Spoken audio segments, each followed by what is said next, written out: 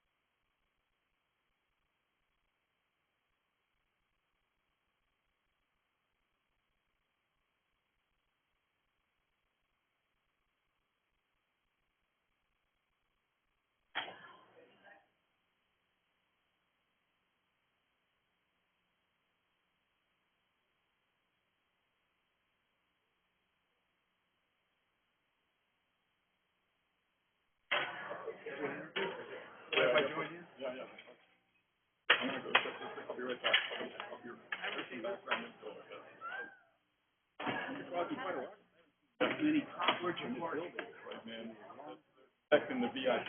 Yeah.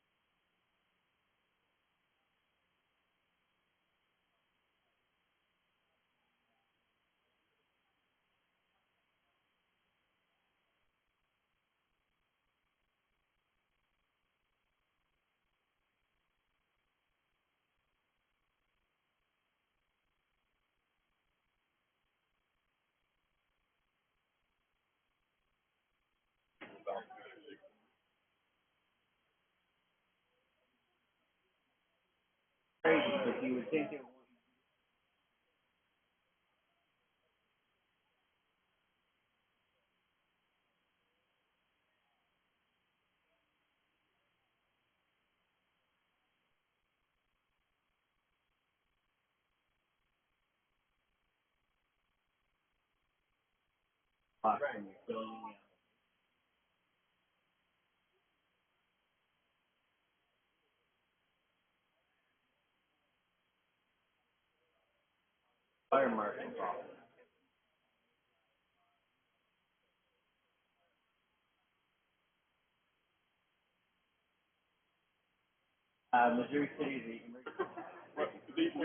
Well, through personal experience and through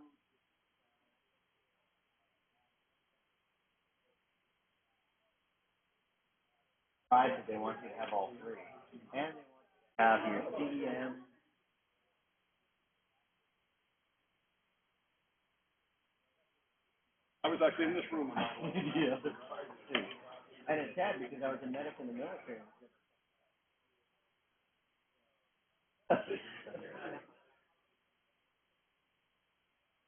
what do you remember about that?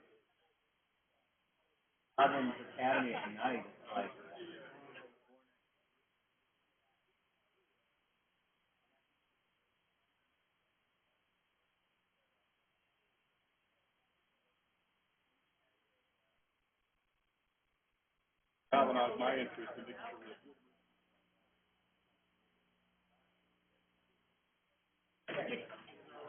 Thank you very much. I like what I do. It's just kind of slow paced and a lot of paperwork. I like to do a little bit more than that. Well, I walked out and I can see you and I thought, oh. Yeah, no doubt. No doubt, absolutely. That's funny.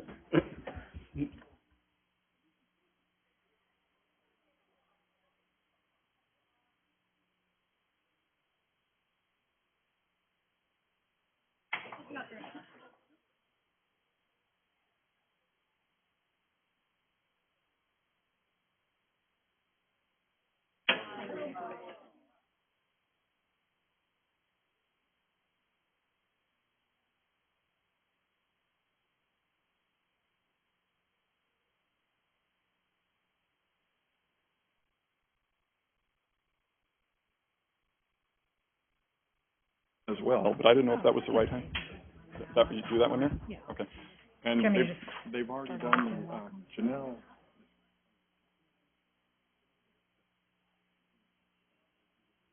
Okay. Just No, go ahead and sure. She should. Yeah. You want me to just, oh, okay. You want me to just say hi to everybody? Okay, Yeah. sure, no problem. You want to go ahead and start, or give them a couple minutes? Couple. Okay. Well, maybe we should. I guess since the lights went down, that means I have to start, right? Okay, so hey there. Thanks for coming. I'm Dr. Roberta Ness. I'm Dean of the School of Public Health at the University of Texas. They can't. Oh, sorry. If you I'll pick this up. Or no, I guess I can't. No, I got it. All right. I am Roberta Ness, Dean of the School of Public Health, microphone lifter. If you don't know where you are at the School of Public Health at the University of Texas. Thanks for joining us. As you know, this is a commemoration of 9/11, a time to think back and think about where we are today and how far we've come.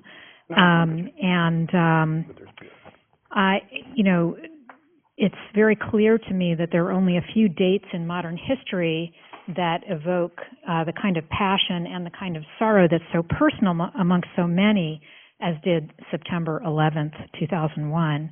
9/11 marked the largest scale terrorist plot on U.S. soil. 3,000 lives and 2 American landmarks were lost. 10 years have passed and much has changed regarding how we respond to and prepare for disasters or emergencies of all kinds, terrorism, natural disasters, public health emergencies, as we are so often reminded, in fact, just reminded this week. In 2002, the 107th Congress passed the Public Health Security and Bioterrorism Preparedness and Response Act. $8 billion, about $500 million of that going to Texas, has been invested in state and local health departments to develop an inclusive preparedness model. The CDC has been tasked with broader surveillance, training, and communication and coordination for a broad range of disasters. So what have the last 10 years and those $8 billion brought us? So that's what we're here to talk about today, and our speaker will be covering in detail 14 critical lessons learned. And I'd like to take a moment just to highlight a few of those, which he's going to cover in more detail. So first, local, state, and national agencies are collaborating much more systematically than they ever were.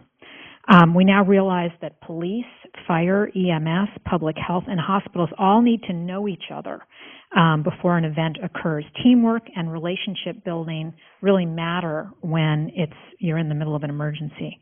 Recognizing your partner's competencies, their resources, and the gaps helps coordination and a speed response. Second, we've learned how to launch standardized, effective responses to hazards, even if it's the community's first time for experiencing such an incident. These are learned through detailed drills, exercises, and training simulations. We've come to realize that all disasters are local. Whoops, sorry, I think I just started your first slide. But anyway, all disasters are local.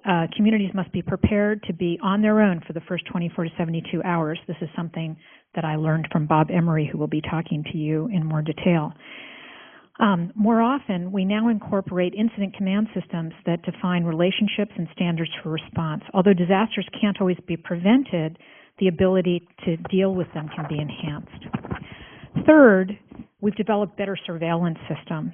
These allow us to become more quickly aware of foodborne epidemics, influenza outbreaks, and terrorist plans. Prevention now involves more intrusive security screening at airports and more accurate testing for food pathogens, but we accept that as a cost of doing business. Fourth, we now have better warning and notification systems. We expect and need instant information. Prepared institutions have developed text, web, media, and other resources for delivering these. We know that from our own experience here at the University of Texas. So what has all of this achieved?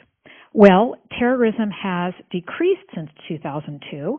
We've had approximately 35 terrorist events in the U.S. since 9/11, with 16 deaths and 58 wounded.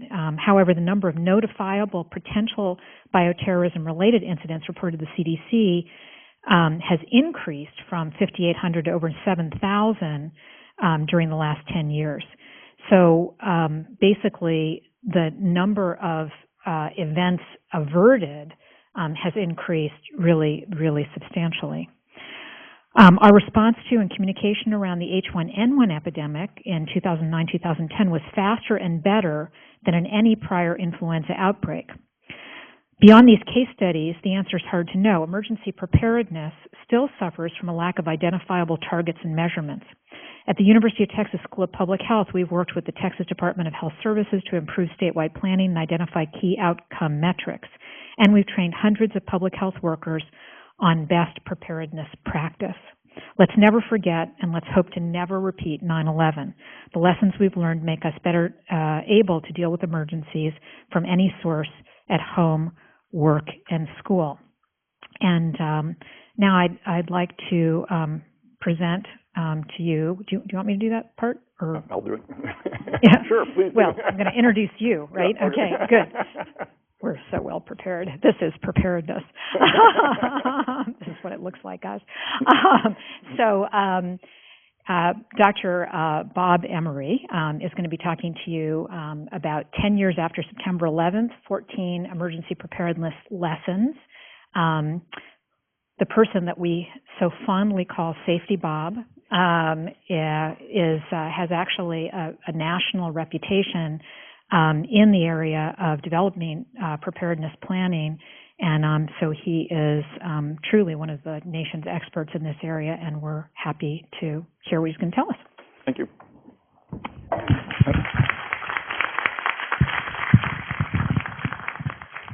Okay, thank you, Dean Ness. Can you hear me in the back with this microphone wired up like that? Okay, everybody's okay in the back? Great, thank you. Well, I appreciate everyone taking time from their busy schedules to sit down for an hour and perhaps reflect on not only the tragic events that occurred 10 years ago, but more importantly, the lessons learned. And I think that's probably an important acknowledgement for the individuals who lost their lives in that day, that maybe we can reflect for a moment and think, how might we do things a little better? So I've spent some time both reflecting on my experiences and also talking with professionals throughout the field and reviewing the scientific literature, and distilled it down to what I believe to be 14 essential emergency preparedness lessons learned. Now, although we're talking about 9/11 here, what I'd like to do is start off by backing up just a little bit further and to get us thinking on a broader approach rather than just on terrorism, because we actually face a number of different emergency events of all types.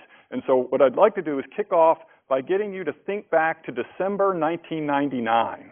And many of us remember that the Y2K threat lingered out there, and many of us were involved in developing Y2K plans, and our fear was that Armageddon would be upon us if the computers didn't work or something like this. And so we were fearful of that, but put many contingency plans in place, and lo and behold, that then passed and everything was fine. So January 1st, 2000 came upon us. It wasn't Armageddon, and that's great. We could put the Y2K plans away till Y3K, and things were looking pretty good. But now I want to share with you a virtual rogues gallery of personal experiences that have occurred to me over the past decade. And some of them are national scope and some of them are kind of local. But I just want to give you a flavor for some of the experiences that helped form or shape this list of the 14 questions, because each of these events carried with them some unique experiences. So Y2K passes. In January of 2001, the Health Science Center Recreation Center was undergoing an expansion, and due to some problems there, the facility caught on fire. And it burned down half the facility, but the interesting thing was that there were actually mobility impaired individuals present in the rec center when this occurred, and everyone, thank God, got out safely. It was a very interesting experience because we knew that the fire evacuation plans worked, but it was also a very interesting experience to go through the recovery mode, because the immediate response was to help clean up and get it back into order. But there's a lot of investigations that have to occur because of arson investigation and also insurance evaluation and the like. And if you clean up too quickly, you actually wind up removing some of the important evidence that's needed. So an important lesson learned there from the rec center fire. A couple of months later, in March of 2001, a very key figure at the Health Science Center, Dr. Thomas Burks, unexpectedly passed away. Now, the reason he was important is because he's the executive vice president for both research and academic affairs. He was truly an army of one. And it was when he passed away, it left a huge void at the Health Science Center, and it probably took 4 or 5 people to fill that void. And it was an interesting experience to get thrust in the next day with truly foxhole promotions for different people to carry on. And that left an impression with me about the notion of making sure that other people are trained and made aware of your job responsibilities and duties, because if something happens, you're not there, that handoff has to be seamless. Some of you here will remember June of 2001, when Tropical Storm Allison came in and saturated Houston and circled back and saturated again. The Health Science Center suffered about $80 million loss, and the medical school were accumulated almost 35 feet of water in the basement and first floor. Those pictures in the lower left and lower right are pictures of the loading dock area, and you'll see it when it's not filled with water, and when it was filled with water, that's about a 35-foot depression in there. And there are all sorts of issues that are associated with the disaster recovery effects of Tropical Storm Allison. Then, of course, the tragic events of September 11th, and I was actually in this room when the news began unfolding. And of course, on that day, 2,753 innocent individuals lost their lives, and certainly left a very notable mark on our nation. October of 2001, you remember the anthrax mail attacks, and many people were concerned about the suspect items that were arriving in the mail and the suspect criteria for items carried by the post office, and quickly the health departments were overwhelmed with requests to help sort and triage these items out. This is a picture of 3 of our safety specialists. All 3 are graduates from the School of Public Health, where this is all mail that meets the suspicious criteria that's been collected from the Health Science Center. We would collect probably 2 bags a day of mail. It was handwritten. It was from various countries that were identified as possible origins of terrorist activity. More often than not, when these letters were eventually opened in a biosafety cabinet, they were someone writing for a reprint request or applying to med school or the like, but nonetheless, there was heightened concern. It was interesting at one point when we would go and collect suspicious mail that it became a badge of honor for you to have suspicious mail. So we actually had other individuals asking, well, why don't you come and get my mail too? Because that makes me important if I have suspicious mail as well. So it became kind of the in thing to do. Now, my particular background is in radiation safety, and I published a paper in the year 2000 with a student from the School of Public Health on lost and stolen sources of radioactivity. When that paper was published, 2 people read it, me and my mom. No one else could care less. But then in 2002, May of 2002, when the individual Jose Padilla was apprehended for attempting to build a dirty bomb, became a pretty popular guy after that. Never in a million years did I think that there would be this level of interest or talk about getting pushed into the deep end of the pool. That was quite an experience there as well.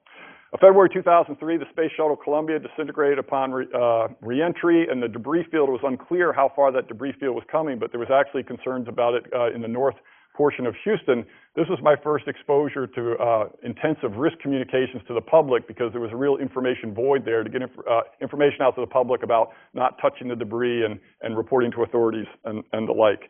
October 2003 is when Houston became one of the first major metropolitan areas to pop up positive on the BioWatch detection system for tularemia.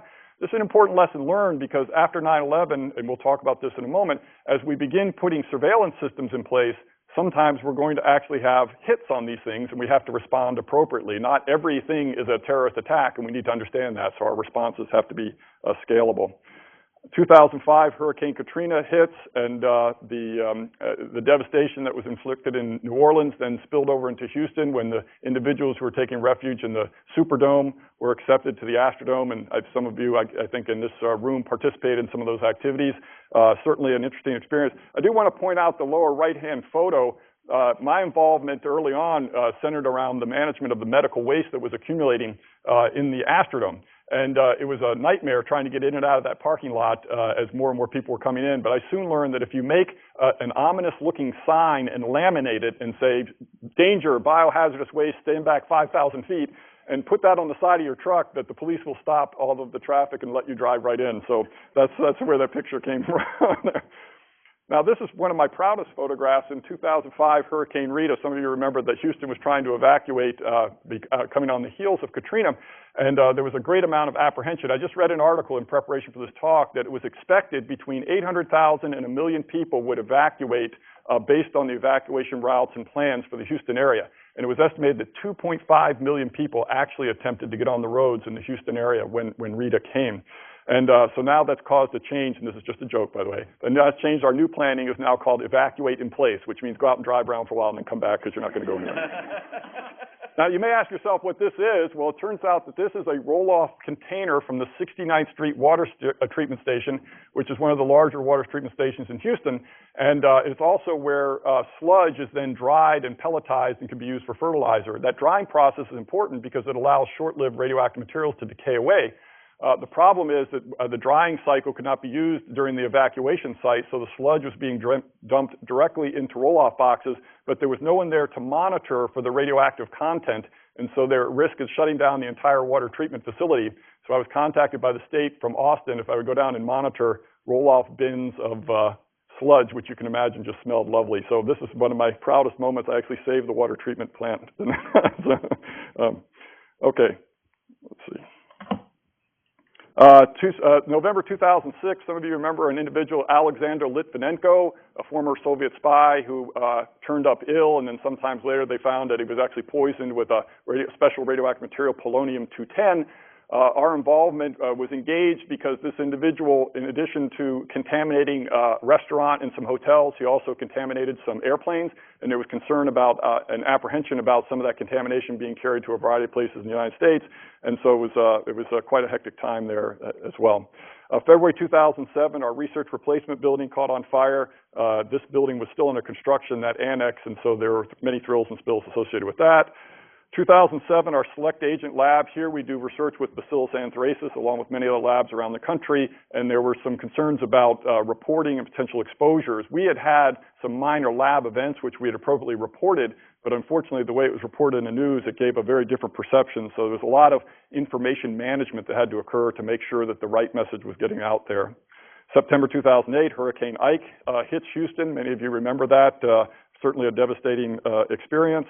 H1N1 then hits us in May of 2009. Some of you may know the first fatality in the United States occurred right here in the Texas Medical Center when a young Mexican boy actually passed away here at Texas Children's Hospital. There was a lot of interest in respiratory protection and appropriate management for controlling the spread of any of the disease. April 2010, Deepwater Horizon occurs, and because we're the NIOSH center for this region, there were a lot of concerns about workplace exposures to petroleum products out in the cleanup area, particularly benzene, and so there was a lot of information that needed to be distributed about worker safety and also addressing media concerns as well. March 2011, we had the earthquake in Japan and also the release of radioactivity from the damaged Fukushima reactors. And that radioactivity actually made it, after 12 to 14 days, actually made it across the Pacific into the United States. There was some concern about how much would actually make, how far it would make it, and then also, concerns whether that would represent a bona fide health risk to the United States. Fortunately, it was not a significant concern, but nonetheless, it drove home the point of how we're interconnected worldwide. Okay, so let's take a deep breath after that. So after all this, what have we learned? So what I did was sit down and kind of reflect on my personal experiences, review a series of government reports, the scientific literature, and then I networked a lot of my professional colleagues to come up with what I believe to be the take-home lessons learned that we should really be reflecting on. And what I want you to do is, as I go through this list, think about, have I done this for myself, but more importantly, have I incorporated these aspects into my emergency plans wherever it is I work or where I'm employed? So number one, the first lesson I think we need to learn is that domestic terrorism is not something that happens in another country. The risk of domestic terrorism is a real and constant threat. Now, these are some interesting statistics.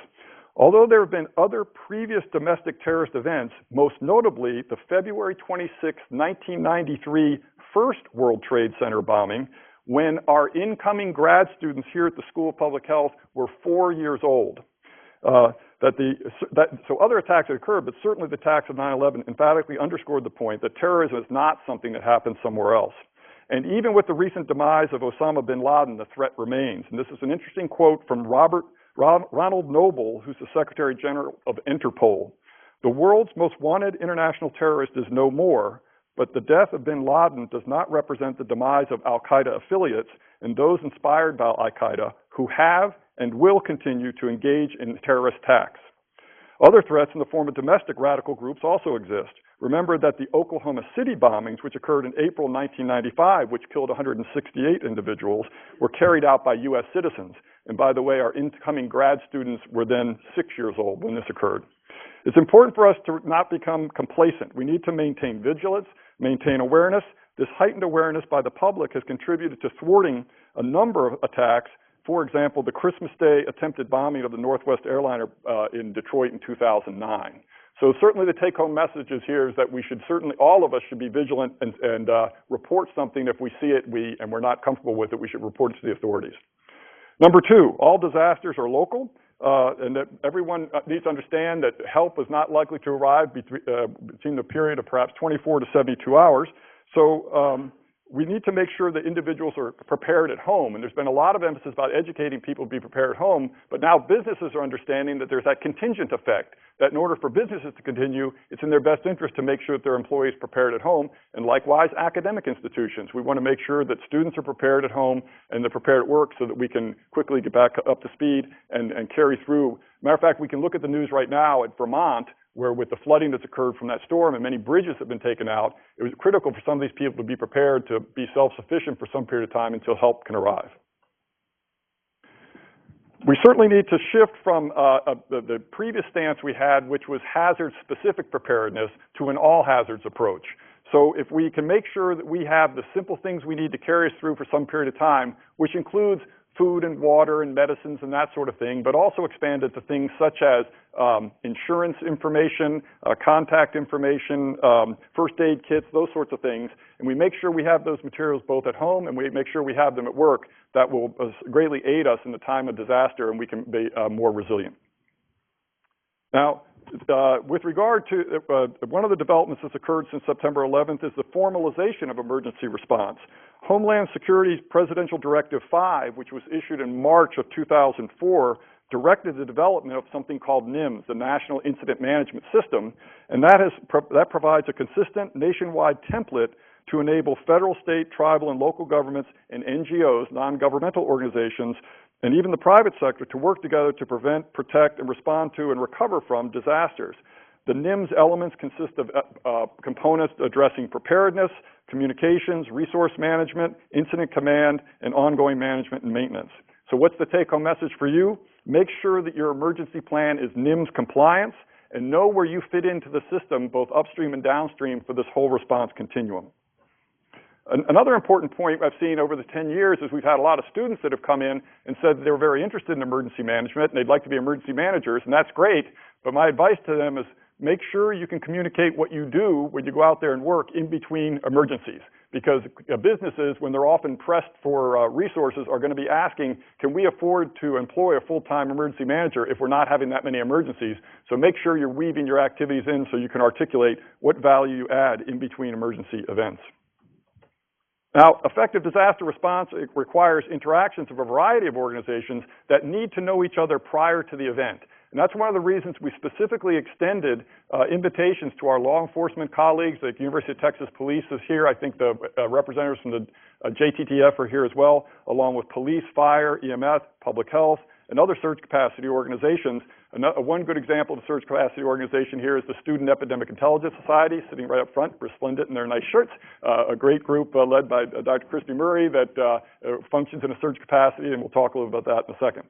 The ability to communicate across and within these organizations is also important, but inherent to that communication is people knowing each other before the event occurred.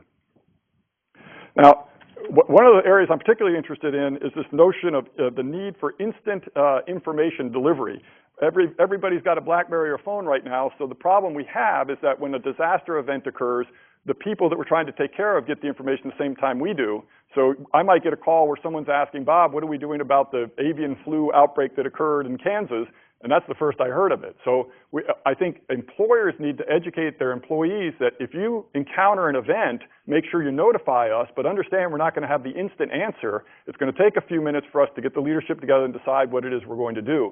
If we don't educate the employees about that, they may think that the program is inadequate. But if they are educated, they can say, I've reported this event, we'll take some time and expect a response back, and then we can respond accordingly. There's also expectations for mass notifications via text, web, and reverse 911 and the like. And equally important is feeding information to the media, because the media is a very important conduit for getting information to the general public. So woven into emergency plans needs to be aspects for communicating to the mass media so the information can be articulated to the public as well. Each disaster carries with it a significant number of the worried well that must be proactively managed. For every one person that may be sick or injured, there's going to be many others that are concerned about their status, and we need to make sure we have systems in place to address that. And many of the drills that we conduct through the School of Public Health, we incorporate this where we actually bring in additional numbers of individuals to simulate this notion of the worried well. We have many concerned individuals, and in some cases, one of the drills, we actually had people bring their pets and children, and it was an interesting experience because that's more like how some of these events might actually unfold. The need for surge capacity exists, and that's great, but these individuals need to be trained and registered prior to the event. Now that's a real problem because if an event occurs and you want to help out, but you show up and have not been plugged in some way, you become what's called an SUV, a spontaneous unaffiliated volunteer, which is a polite way for saying you're in the way. And so it's nice that people want to help out, but it's important that they get plugged into the system early on. Some examples of that, the Student Epidemic Intelligence Society, these students get together and actually drill and are trained on some very important techniques, so they're already plugged into the system, so when an event does occur, they're already up to speed and can fit right in. Some other examples of that might be the Medical Reserve Corps units that exist across the country, the United States Public Health Service Ready Reserve. So the point is that there's ample, even the American Red Cross, there's opportunities out there to volunteer, and I think in recognition of 10 years after 9/11, we should think about volunteering, but we need to get engaged in the process and get enrolled in it now. Don't wait for the event to occur, because that's going to be too late for you to be plugged into the system, and in some cases can actually cause more damage than good. So the issue of well-intended volunteers cannot be understated. We also need to understand that a significant portion of society is very vulnerable when disaster strikes. They're already living on the edge, and if a disaster strikes, they didn't have any cushion there to begin with. So we need to make sure that we have support systems in place for individuals that might be the aged, might be handicapped or institutionalized. They will consume resources, and that's appropriate. We just need to make sure we plan for it. In reviewing some materials prior to this presentation, it was an interesting lesson learned from the evacuation during Rita that the homes for the elderly many times had emergency plans in place, but in one case, I think it was 8 to 10 different nursing homes had all contracted with a single bus service to have surge capacity evacuation. Of course, that one service was overwhelmed. In other cases, the buses that they were able to actually acquire were school buses that had no air conditioning. And here we had individuals who were quite vulnerable to begin with and then put in a very trying situation, not only with no air conditioning, but stuck in traffic for a very long time. The mental health impacts of disasters can be significant and must be addressed. It's very important that our emergency plans understand this, that if there are people who are hardened, if we have police officers and folks who have, as part of their job, have dealt with some pretty trying circumstances, that's one subset, and there's actually been some studies and some work and interventions put in place for critical incident debriefing for those individuals when they're exposed to these sorts of stressors. But when we have large populations that may be exposed to this sort of thing, their mental health needs need to be addressed as well. So your emergency plans need to consider this, and they need to have mechanisms in place because they can have long-term, long-lasting effects if these things are not addressed. Another lesson learned here is with increased awareness and detection comes false alarms. So we have to make sure that our responses are scalable. There are many new detectors out there, whether it's for radiation, whether it's for infectious agents, whether it's for just people who are looking for suspicious individuals, and that's fine, but we got to understand that sometimes when those alarms may go off, it may just be a false alarm. So we need to respond appropriately, but we don't need to call out the cavalry quite yet, because in some cases it could be a very simple thing that caused that false alarm to occur. Another lesson learned has to do with formalized business continuity plans. I think early on you found organizations had emergency plans, and as a safety guy, I look at the emergency plan as something designed to get people out of the building alive. Business continuity plans are now thinking about, okay, what are we going to do 2 days after that, 5 days after that, 30 days after that? And so that's, it emphasized the word business because really it's a business exercise rather than an emergency response exercise. And part and parcel to that is an examination of the vulnerable funding streams for an organization, because certain sources of funding for an organization are much more vulnerable or subject to interruption if a disaster occurs. In our case, state dollars are not nearly as vulnerable as our clinical revenue dollars, for example. And so it's important that we have a plan in place to see if we can't get our clinics back up to speed as quickly as possible if a disaster occurs.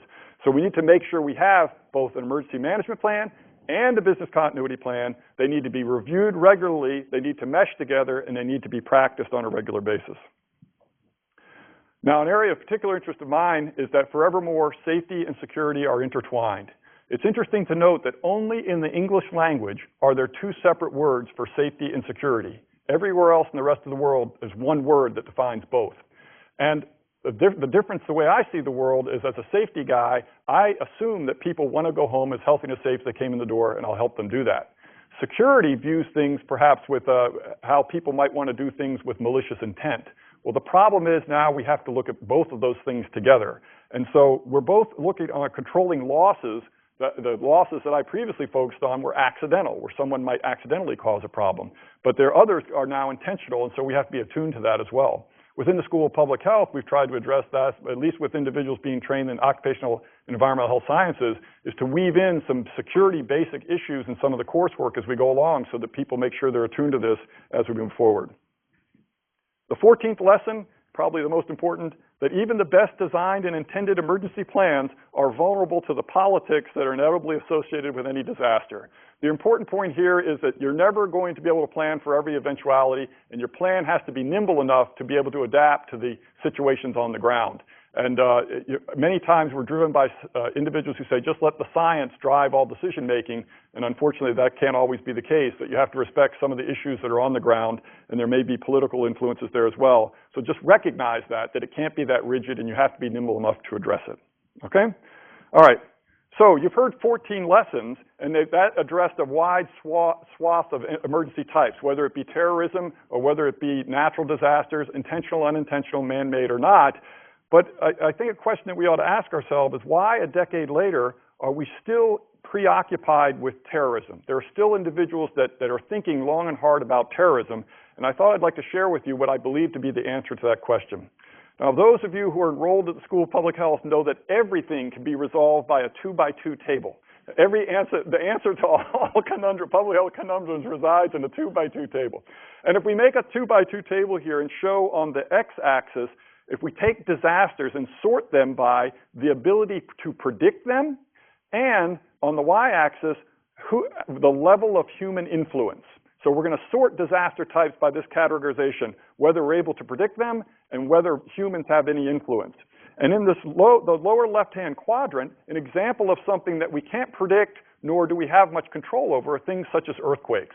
Now, we're not very successful at predicting them, and our only involvement happens to be when we build structures in an area that's earthquake prone. Structural fire is another good example, okay? In the lower right-hand quadrant are things that we can clearly predict but have little control over. There may be a new hurricane brewing in the Gulf or coming our way. We might actually predict that weeks out. It may not be as precise as we hope, but we can somewhat predict that that's going to come. Our only involvement in that is that we happen to build in an area, we have structures in an area that may be exposed to surge waves and high winds and the like. Terrorism falls in that upper left quadrant, where we can't predict it, but it's under the exclusive control of humans. And that's kind of interesting because I think that's what really drives the visceral response that we have when a terroristic act is carried out. Now, what's really interesting about this diagram is that if you were to look up the morbidity and mortality data for the year 2001 and apply the number of deaths or injuries or illnesses due to these different disaster types, it's the cell that's empty that is the one that's most responsible for the morbidity and mortality. It's the things that we can clearly predict and that we have exclusive control over. And what are those things? Lifestyle, eating, smoking, exercise. And this was driven home to me in this very room about, I'd say, 9 years ago, when I was asked to go around and do brown bag seminars for individuals talking about home preparedness, which I thought was very appropriate because that color coding scheme was going from yellow to orange and people were apprehensive. So President Willerson at that time asked if I'd go around and educate people on what's going on behind the scenes and how they should prepare at home. And as I was going through this talk, there were people who brought their lunch, and there was a woman who was sitting up front who actually brought her lunch, and by any objective clinical classification would be classified as morbidly obese. And she was eating a Twinkie, and she shook it at me and said, "I want to know what you're doing to protect my health." And for one of the few times in my life, I was speechless because I did not know what to say at that point, because I was told later by one of the students that I should have blurted out, "The terror is in your pie hole," but I didn't very appropriate.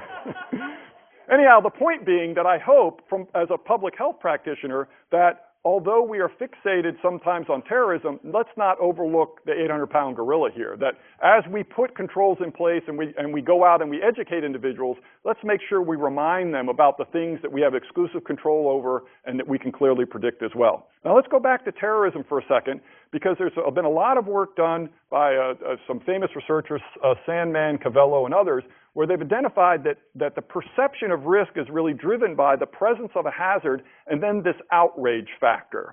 And they've actually elucidated a whole series of factors that they feel add to the outrage of certain risks. And I'll just pick one or two. For example, understanding. Now, I've spent most of my career in radiation safety. People don't like radiation. And so when Fukushima occurred and the specter of being exposed to radiation involuntarily existed, that actually served to elevate the perceived risk of the exposure there. And there's many others that are listed there as well.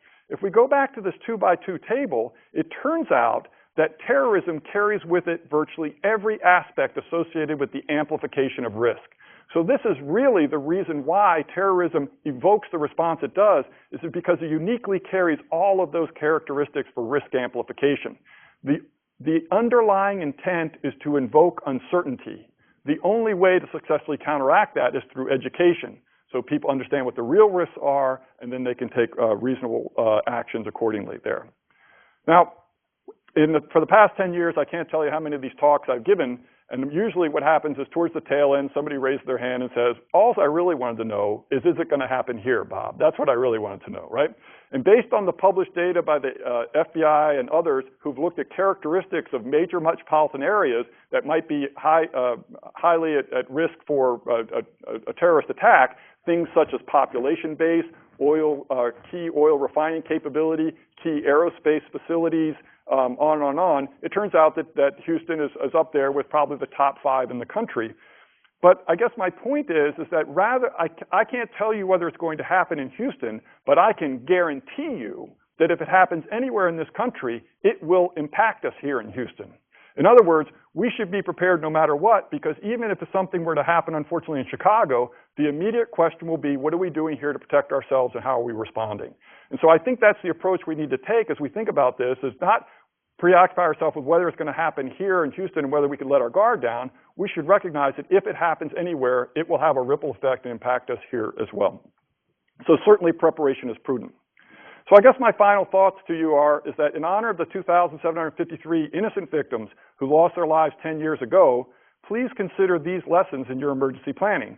I think by improving our nation's collective ability to be resilient to emergency events is one of the greatest tributes we can provide in their memory. So at this point, what I would like to do is certainly open it up to any questions or comments that you might have, because I think collectively, if we can refine this list or we improve it in any way, we're going to be better off in the long run. So appreciate the opportunity to chat with you guys. We'll talk about the reception in a second. That's the most important part. That might be why you're here. But let's see. Are there any questions or thoughts or concerns that individuals have? Comments? None. Okay. All right. Well, most importantly then, we have set up right across the way. It turns out today it happens to be a combination reception for all returning students, but we've expanded that to also welcome any individuals who came here for the seminar. So I would encourage you to take that time and opportunity to meet both current and future public health responders. The folks here in the shirts up front, you can help lead the way to get them over across the way, so that they can get over there, so you can help yourself out to some snacks. And appreciate the opportunity to chat with you guys, and hope enjoy the reception while you're over there. Okay, so thank you very much.